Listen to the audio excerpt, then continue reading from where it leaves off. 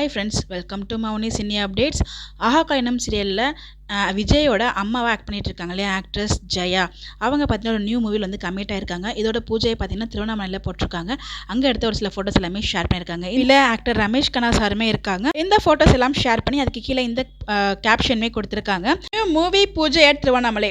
நாம் அடைய வேண்டிய இலக்கை அவசியம் போய் சேர வேண்டும் என்றால் அது எவ்வளவு கடினமானாலும் அதில் பொறுமையுடன் பயணிக்கத்தான் வேண்டும் அப்படின்னு சொல்லிட்டு இந்த ஒரு இதையும் கொடுத்துருந்தாங்க. அவங்களோட ஃபர்ஸ்ட் மூவி பூஜா நினைக்கிறேன். அவங்களுக்கு நம்மளோட பெஸ்ட் விஷயம் தெரிவிச்சலாம், இது சக்ஸஸ்ஃபுல்லாக வரணும் அப்படின்னு சொல்லிட்டு. ஆஹா கல்யாணம் சீரியல் ஷூட்டிங் ஸ்பாட் அப்டேட் தான் பார்த்துட்டு இருக்கீங்க. எல்லாரும் ஃபோனும் கையுமா இருக்காங்க. ஸோ ஷூட்டிங் எல்லாருமே ஃபோன் பேசிட்டு இருக்க அந்த வீடியோ தான் ஷேர் பண்ணியிருந்தாங்க.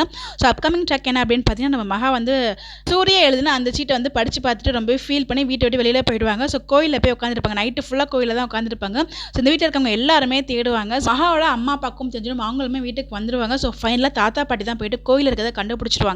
ஸோ தாத்தா பாட்டிக்கிட்டே அந்த உண்மை எல்லாத்தையுமே சொல்லிடுவாங்க. ஸோ அவங்களுமே ரொம்ப ஃபீல் பண்ணுவாங்க. இந்த மாதிரி நீங்கள் உட்காந்துருந்தா எதுவும் பண்ண முடியாது, ஸோ இது மாற்றுறதுக்கு ஒன்னால தான் முடியும், நீ வந்து எதையுமே காமிச்சிக்காம அவங்ககிட்ட வந்து அவனை மாற்றத்துக்கு முயற்சி பண்ணு அப்படின்ற மாதிரி சொல்லி வந்து கூப்பிட்டு போகிறாங்க.